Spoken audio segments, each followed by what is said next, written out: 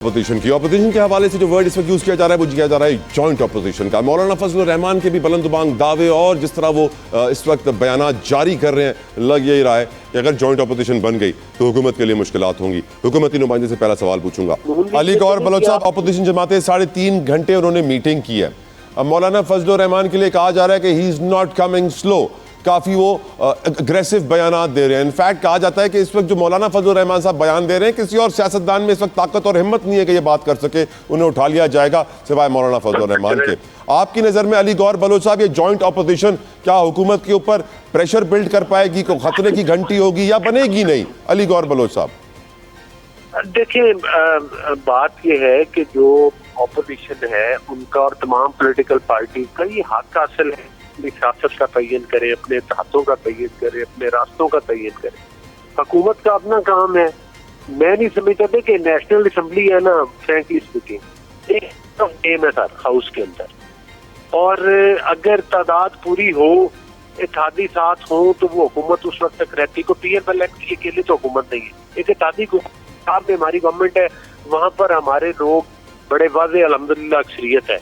ये एक इत्तेहादी हुकूमत है, ऑपोजिशन वाले इकट्ठे हुए, जाहिर है इनमें से मौलाना रहमान साहब पहले भी ऑपोजिशन में बैठे हैं, बाकी ये जो PTI वाले पहले भी ऑपोजिशन में बैठे हैं। पीपल्स पार्टी ने अभी कोई बाकायदा ऐलान नहीं किया। हाँ, उनकी तरफ से बात आते हैं, बयानात आते हैं काफी सख्त किस्म के, लेकिन अभी तक उन्होंने खुलकर इस पर इजहार नहीं किया। मेरा ख्याल है कि मुझे नहीं लगता कि ये कोई बड़ा इससे कोई डेंट पड़ेगा या कोई वो होगा। मेरा ख्याल है मामलात ये 5 साल तक इसी तरह से आपको चलते हुए नजर। राइट बलोच साहब। रजा हारून साहब, आपका ओपिनियन जॉइंट अपोजिशन पे, और क्या पीपल्स पार्टी कुछ सोच रही है सर? नहीं, मेरा नहीं तो ख्याल कभी कोई ऐसी बात सोची जा रही है। पीपल्स पार्टी एक अवामी मकबूल कौमी सियासी जमात है और तमाम सियासी जमातों से राब्ते में रहती है। हाँ, यकीनन इस वक्त जो है नजर आ रहा है कि PMLN के साथ जो कि रूलिंग पार्टी है, काफी तलखियां हैं बहुत सारे मामला को लेके। फिर एक और नया जो मामला चल रहा है सूबों का, जो कि आया है, सूबे बने या एडमिनिस्ट्रेटिव यूनिट्स बने या कोई और सिस्टम हो या मुल्क का निज़ाम कोलैप्स हो गया, इन बातों को लेकर भी मैं समझता हूँ कुछ इख्तलाफात हैं। तो ये मामला तो चल रहे हैं, लेकिन आज तक तो ऐसी कोई मिसाल या कोई ऐसी बात तो मेरे सामने नहीं है। हाँ, ये जरूर है कि एक ग्रैंड अपोजिशन का एक फॉर्मेशन सी होती नजर आ रही है, जिसमें कि मुझे ऐसा लग रहा है कि PDM 3 का जो है वो वजूद अमल में आ रहा है। बहुत सारी जमातें ऑलरेडी एक जगह थी, तहरीक तहफ़्फ़ुज़ आईन पाकिस्तान में, फिर उसको सपोर्ट किया PTI ने, और ये सब मिलकर गए हैं मौलाना फजलुर रहमान साहब के पास। आप याद करें कि PDM 2 जो थी और PDM 1 जो थी, उसके प्रेसिडेंट थे फजलुर रहमान साहब, जिस PDM ने पानी की हुकूमत का अदम एतमाद की तहरीक को कामयाब बनाया और उनको फारिग किया आईनी तरीके से। आज आयरनी कहते हैं ना इसको, क्या कहते हैं इसको, कुदरत का मकाफात अमल कहते हैं, कि आज वो लोग जो उस वक्त PTI की हुकूमत गिराने में आगे आ गए थे और जिनसे PTI को बड़ा गिले शिकवे थे, आज PTI उन्हीं के पास जाकर बैठ गई है और उसी PDM 3 का हिस्सा बनने को तैयार है। फजलुर रहमान साहब का जो कद काट है, वो किसी भी ऐसे ग्रैंड अपोजिशन अलायंस को लीड करेंगे। दूसरा, अगर आप ये देखें कि कौमी असेंबली के अंदर जो इनके लीडर हैं, कौमी असेंबली के जो अपोजिशन लीडर हैं, वो अचकज़ई साहब हैं, वो PDM के सीनियर वाइस चेयरमैन थे। अल्लामा राजा नसीर अब्बास साहब भी PDM का हिस्सा थे। इसी तरीके से शाहिद खाकान अब्बासी, जो तहरीक तहफ़्फ़ुज़ आईन पाकिस्तान में और अब अपोजिशन में हैं, वो PDM 2 के सेक्रेटरी जनरल थे।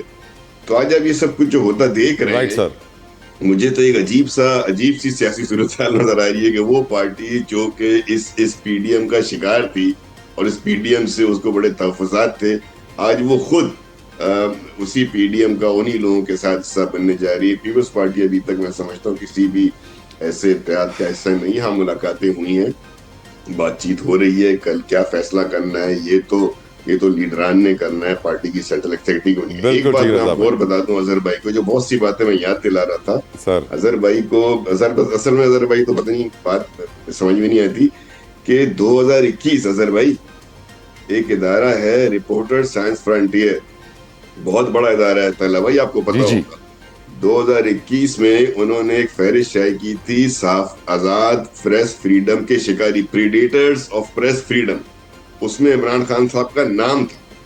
यानी 2021 में रजा भाई वक्त कम है, रजा भाई वक्त कम है, I am sorry to interrupt ने इमरान खान को प्रेडेटर ऑफ प्रेस फ्रीडम लिखा था। Point taken, point taken. किस दुनिया में ये लोग यार। बिल्कुल ठीक। अजहर सिद्दीक साहब, जॉइंट ऑपोजिशन पे आपकी राय? मौलाना फजलुर रहमान साहब is not coming slow, do you think कि वो कुछ बड़ा कर पाएंगे? रजा भाई के लिए, रजा भाई चूंकि बुनियादी तौर पर लेफ्ट के हैं नहीं ना, वो अगर लेफ्ट के रहे हो तो ये बातें करें ही ना। मादरत के साथ, बुरा लगे या अच्छा लगे उनको, उन्हें चाहिए फैज अहमद फैज और हबीब जालम झूठ पड़े, जुल्म रहे और अमन भी हो। क्या मुमकिन है? तुम ही कहो। दीप जिसका महल्ला थी में चले, चंद लोगों की खुशियों को लेकर चले। वैसे मौलाना फजलुर रहमान भी फैज अहमद फैज पढ़ना शुरू हो गए हैं, जो कि एक बहुत बड़ी बात है। अब मुझे ये बताइएगा, आप जॉइंट ऑपरेशन, जॉइंट ऑपोजिशन, वो तो शबाज शरीफ भी पढ़ते थे, पता है? वो बाथरूम का सिंगर था, वो बड़ा पढ़ता था। यार छोड़िए इस बात को, पहले तो मैं दो बातें जवाब दे दूं उनका। अभी जरा गूगल, रजा भाई जरा गूगल देखिएगा इस वक्त फ्रीडम ऑफ प्रेस की हालत क्या है। पहले गूगल करो, नहीं पहले गूगल करो। नहीं जरा सुने ना, अब सुने तो सही ना। ओहो, अब सुने तो वक्त कम है अजहर भाई, वक्त कम है। सुने ना जरा 1 मिनट सुनिएगा। पीपल्स पार्टी के तहत तक इन्फॉर्मेशन इनका गलत है। मैं मुख्तलिफ टीवी प्रोग्राम में बैठा हूँ, मैं नाम पीपल्स पार्टी को यार, कादर खान, सुने जरा, वो सुने तो सही ना। तो आप रिप्रेजेंट पीपल्स पार्टी को फिर नहीं कर रहे ना। उसका तर्जुमा ये बनता है कि सुने ना, सुन तो लेना। कादर खान मधुखेल, शर्मिला फारूकी साहब बिल्कुल टीवी प्रोग्राम में बैठते हैं और वो बात कर रहे हैं कि अपोजिशन के उनके साथ गुफ्तगू भी हो रही है, बातें भी चल रही है। आप तक इन्फॉर्मेशन ही कोई अलग बात है, लेकिन आपके नॉलेज के लिए बताता चलूं। देखिए, अपने ना केसेस थे ना, तो नैब में तरामीम की गई ना, नैब ने केस वापस लिए। एएनएफ के हवाले से खुद जो एएनएफ के सरबराह थे वो मीडिया पे आए। ये तारीख की बात है, आप छोड़िए इस बात को, आप नहीं मानना चाहते, कोई गलत बात है, लेकिन हमने दायरों के सफर में रहना है। और इस मुल्क की तबाही और बर्बादी आज जो हो रही है ना, इसमें उन सियासी जमातों का हाथ है जिन्होंने अपनी ताकत जो है ना कुछ और लोगों के हाथ में दे दी। अब 1 मिनट ठहरिएगा, मुझे बात करने दे पहले। मैंने बहुत सुन लिया आपकी बात आज आपकी, मैंने सारी बात। अजहर भाई वक्त कम है, मैं आपके पास 30 सेकंड्स बचे हैं। ना अब मैं देखिए 3-4 चीजें बता दूं। अपोजिशन का ग्रैंड अलायंस हो रहा है, अपोजिशन का ग्रैंड अलायंस हो रहा है, अपोजिशन का सुने रहा। रजा भाई I will come to you, Raza भाई I will come to you, Raza भाई I will come to you. Azhar भाई कंप्लीट करें। अच्छा जी, मैं रजा भाई आऊंगा आपके पास। रजा भाई, अब ग्राउंड पे आपको नहीं पता ना, अब ग्राउंड पे नहीं पता, बात खत्म कर ले तो जवाब दे दीजिएगा। रजा भाई को अंदाजा ही नहीं है कि ग्राउंड पे चीजें क्या हैं। तो ठीक है, वो अपना रिप्रेजेंट किसी खास तबके को कर रहे हैं तो करना चाहिए, मुझे तो कोई एतराज नहीं है। लेकिन यार एक दौर में हम भी रिप्रेजेंट करते रहे हैं, लेकिन अभी अब समझ आ गया है कि इस मुल्क को यार आगे लेके जाना है। सीख ले बरतानिया से, खुदारा आप जमहूरी कदरें बहाल कर दें, अदालतों की आजादी लेके आए, आम आदमी और अपोजिशन अगर आ रही है तो इसमें परेशानी आपको किस बात की हो रही है?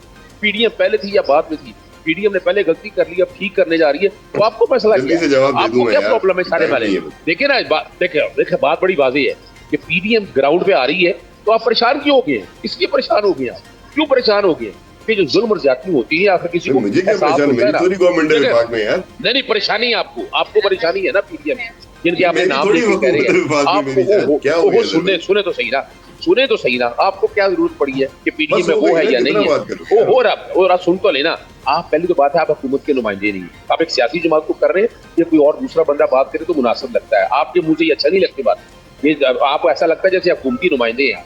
आपका काम एक सियासी जमात को रिप्रेजेंट करना है, और सियासी जमातें रास्ता देती है और रास्ता देती है सारे मामले में। आपने एक बात की ऐसी जुल्म और सितम 4.5 साल के बाद आपने कोई बात की? लोगों को घर से उठाना, अपना इतने लोगों को कत्ल कर देना, इतने लोगों को दहशतगर्दी में मार देना, प्रेस के साथ मुझे अब कहानी बता रहे हैं आप इस वक्त। आप भूल गए अरशद शरीफ को, आप भूल गए तमाम हमारे जर्नलिस्ट के साथ क्या जुल्म और ज्यादतियां हो रही है, जो दहशतगर्दी के पर्चे दर्ज हो रहे हैं, हम बोलने को जा नहीं रहे। छोड़े इन बातों को यार, पीपल्स पार्टी की ये तारीफ नहीं है। पीपल्स पार्टी ने डिक्टेटर के अब अजहर भाई आपने इतनी बातें कर दी हैं तो रजा हारून साहब रिस्पॉन्ड करने दें उनको भी। रजा भाई आप रिस्पॉन्ड कीजिए प्लीज। दो बातें अजहर भाई, गूगल करिएगा predators of press freedom 2021 RSF reporter science frontier को, कि इमरान खान उस लिस्ट में शामिल थे कि नहीं। दूसरी बात यह कि जिस नैब तरामीम की आप बात कर रहे हैं उसको चैलेंज किया था इमरान खान ने कोर्ट में, सुप्रीम कोर्ट में, और जब फैसला उनके खिलाफ आया तो सबसे पहले खड़े होके रिलीफ लेने वाले इमरान खान है। कौन सा रिलीफ लिया उन्होंने? सबसे पहले तरामीम से रिलीफ लेने वाले मुझे बताए ना, आई है, झूठ बोल रहे हैं आप लोग यार, झूठ बोल रहे हैं, हिस्ट्री को डिस्टॉर्ट नहीं कर सकते।